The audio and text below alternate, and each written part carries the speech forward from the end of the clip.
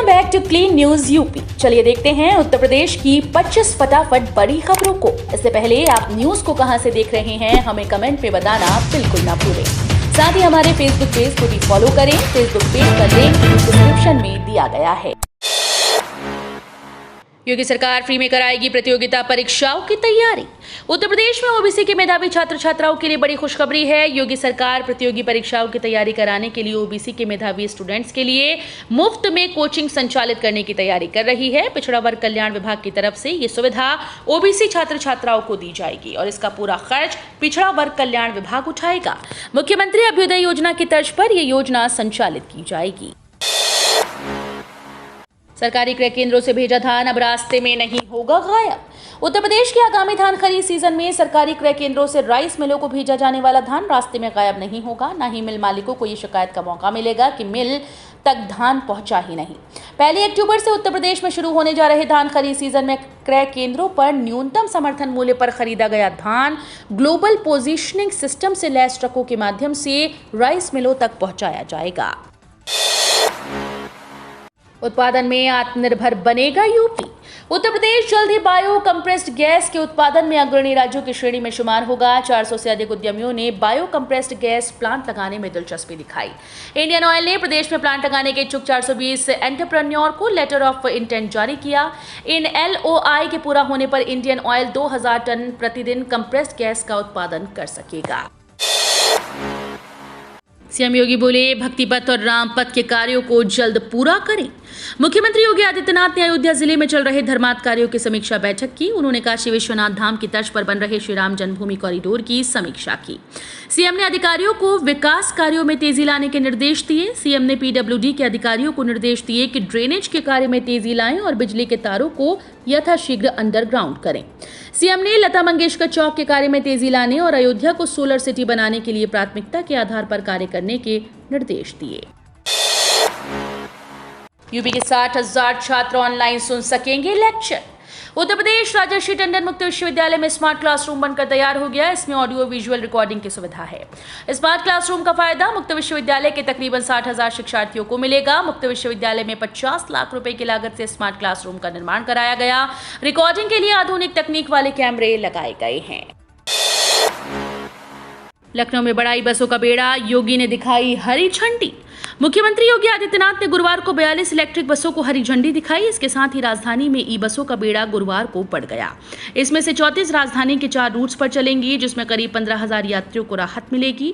8 बसें कानपुर में चलेंगी। इस मौके पर मुख्यमंत्री योगी आदित्यनाथ ने कहा कि नगरीय क्षेत्रों में पब्लिक ट्रांसपोर्ट के प्रदूषण से मुक्त परिवहन सेवा इस समय की मांग है।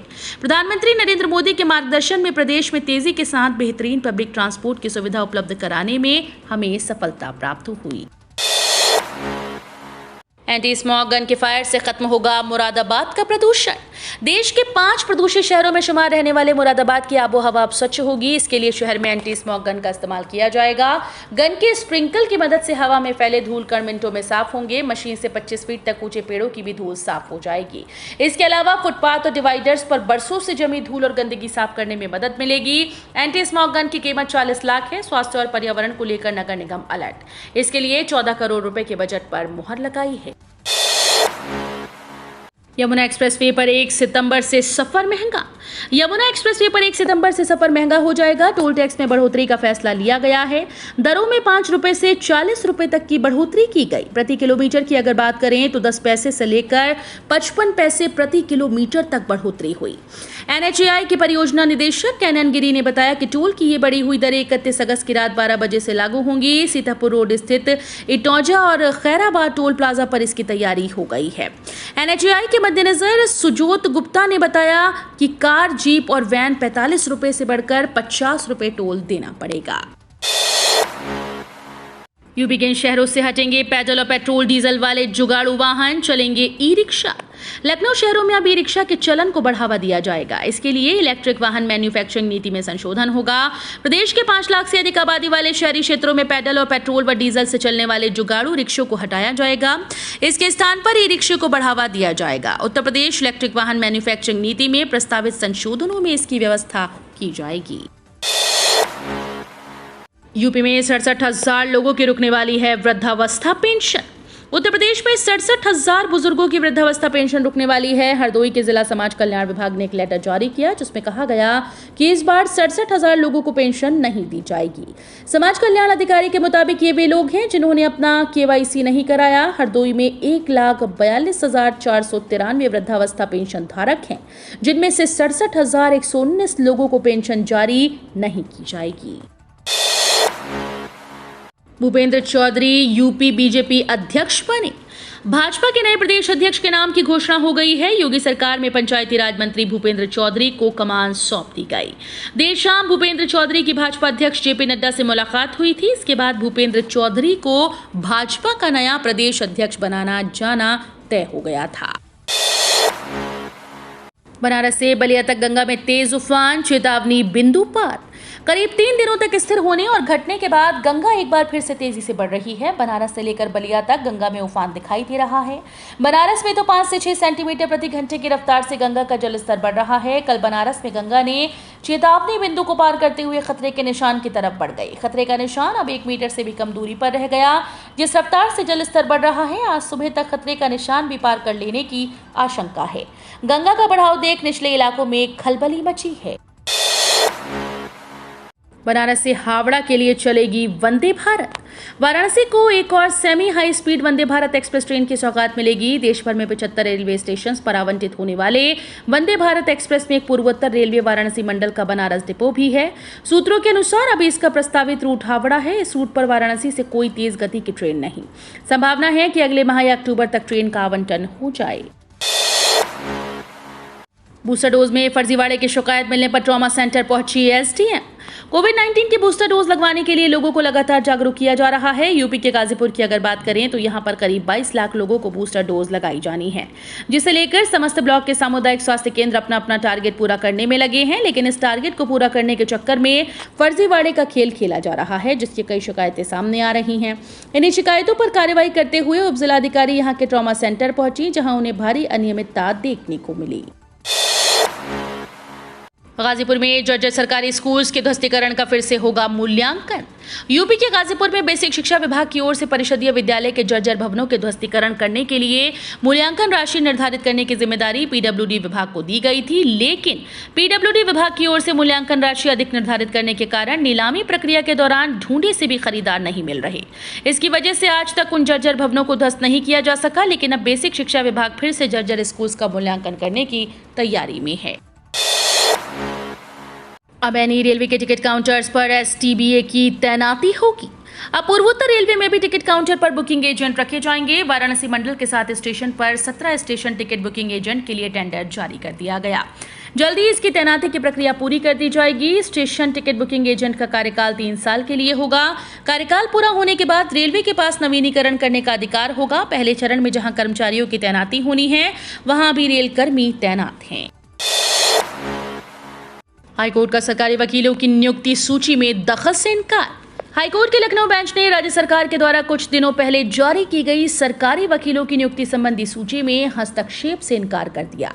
इसके साथ न्यायालय ने आगे कोई सूची जारी करने पर भी स्थगन आदेश देने से मना कर दिया। हालांकि कोर्ट ने सरकार से सरकारी वकीलों की नियुक्ति प्रक्रिया की जानकारी मांगी है। न्यायालय ने इसके लिए सरकार को 6 सप्ताह का समय दिया। काश्तकारों को 1000 वर्ग फीट में 1/4 जमीन विकसित करके देगा आवास विकास परिषद। उत्तर प्रदेश आवास विकास परिषद अपने छोटे काश्तकारों का भी ध्यान रखेगा। लखनऊ में जेल रोड स्थित नई टाउनशिप के लिए जमीन को लैंड पूलिंग करके किसानों से करीब ले चुका है। करीब 325 करोड़ की नई टाउनशिप के लिए 70% जमीन लेने के बाद अब उन बिल्डर्स पर ध्यान केंद्रित किया है जिन्होंने किसानों से जमीन खरीद कर प्लॉटिंग कर दी। लखनऊ से नैमिषारण्य के लिए जल्द शुरू होगी हेलीकॉप्टर सेवा। यूपी के तीर्थ स्थलों को ध्यान में रखते हुए सीएम योगी ने बड़ा आदेश दिया। मुख्यमंत्री योगी आदित्यनाथ ने बृहस्पतिवार को कहा कि देश के वैदिक विज्ञान के केंद्र कहे जाने वाले नैमिषारण्य के लिए जल्द ही लखनऊ से हेलीकॉप्टर सेवा शुरू की जाएगी। अखिलेश को चौतरफा घेरेंगे चाचा शिवपाल यादव। उत्तर प्रदेश में जल्दी नगर निगम के चुनाव होने हैं। इसको लेकर यूपी में एक बार फिर से सियासी पारा चढ़ने लगा है। इस बार समाजवादी पार्टी प्रमुख अखिलेश यादव को चाचा शिवपाल यादव की एक बड़ी चुनौती का सामना करना होगा। इसको लेकर प्रसपा के प्रदेश अध्यक्ष आदित्य यादव ने रणनीति पर काम करना शुरू कर दिया है। अग्निपथ पर नहीं माना नेपाल, भारत को रोकनी पड़ी भर्ती रैली। नेपाल के बुजबल में 25 अगस्त से 7 सितंबर तक अग्निवीरों के लिए भर्ती रैली होनी थी। इसका आयोजन उत्तर प्रदेश के गोरखपुर स्थित गोरखा रिक्रूटमेंट डिपो कर रहा था, जो भारतीय सेना में गोरखा सैनिकों की भर्ती करता है। इसके लिए नेपाल स्थित भारतीय दूतावास ने नेपाल के विदेश मंत्रालय को पत्र भेजकर अनुमति मांगी थी, लेकिन नेपाल सरकार ने समय रहते जवाब नहीं दिया और भर्ती रैली आयोजित नहीं हो पाई। पीएनबी के शीर्ष अधिकारियों को मोबाइल के लिए सालाना 2 लाख। सरकारी बैंक पंजाब नेशनल बैंक के शीर्ष अधिकारियों को हर साल 2 लाख रुपए मोबाइल हैंडसेट के लिए मिलेंगे। इसमें जीएसटी शामिल नहीं है। स्टाफ वेलफेयर बेनिफिट्स नियमों के तहत यह फैसला लिया गया। इसमें एमडी कार्यकारी निदेशक शामिल होंगे। नया नियम 1 अप्रैल 2022 से लागू है। सरकारी बैंक पंजाब नेशनल बैंक के शीर्ष अधिकारियों को हर साल 2 लाख रुपए मोबाइल हैंडसेट के लिए मिलेंगे। इसमें जीएसटी शामिल नहीं। स्टाफ वेलफेयर बेनिफिट्स नियमों के तहत यह फैसला लिया गया है। इसमें एमडी कार्यकारी निदेशक शामिल होंगे। नया नियम 1 अप्रैल 2022 से लागू है। अतीक अहमद पर योगी सरकार की बड़ी कार्रवाई। योगी 2.0 कार्यकाल में अतीक अहमद के खिलाफ अब तक की सबसे बड़ी कार्रवाई की गई। प्रयागराज पुलिस ने गैंगस्टर एक्ट के तहत अतीक अहमद के खिलाफ महज 12 दिन में 100 करोड़ की संपत्ति कुर्क की। एसएसपी शैलेश पांडे ने बताया कि 12 अगस्त को पुलिस अतीक की 24 करोड़ की संपत्ति कुर्क की थी। अतीक और उसकी पत्नी के नाम से मिली 76 करोड़ की प्रॉपर्टी पर कार्रवाई की गई। बकौल एसएसपी ये संपत्तियां अवैध तरीके से कमाई करके बनवाई गई थी। अतीक की अन्य संपत्तियों का पता लगाया जा रहा है। पशुओं में लंपी रोग तेजी से फैलना शुरू। गौवंशीय पशुओं में बढ़ रही लंपी त्वचा रोग की रोकथाम के लिए प्रदेश सरकार ने टीम 9 का गठन किया। प्रदेश के पशुधन और दुग्ध विकास कैबिनेट मंत्री धर्मपाल सिंह ने लंपी रोग के प्रभावी नियंत्रण और बचाव के लिए युद्ध स्तर पर काम करने के लिए टीम 9 को लंपी रोग से प्रभावित 7 मंडलों में 29 अगस्त से 3 सितंबर तक 6 दिवसीय अभियान चलाकर जरूरी व्यवस्थाएं सुनिश्चित करने के निर्देश दिए हैं। यूपी में हुई झमाझम बारिश। उत्तर प्रदेश की राजधानी लखनऊ में सुबह से आसमान में बादल छाए हुए हैं। मौसम विभाग ने अगले 24 घंटे में प्रदेश की राजधानी लखनऊ और वाराणसी समेत अलग अलग जिलों में बारिश की संभावना व्यक्त की है। तो ये थी आज की 25 फटाफट बड़ी खबरें। अगर आपको न्यूज पसंद आई हो तो वीडियो को लाइक और शेयर जरूर करें। धन्यवाद।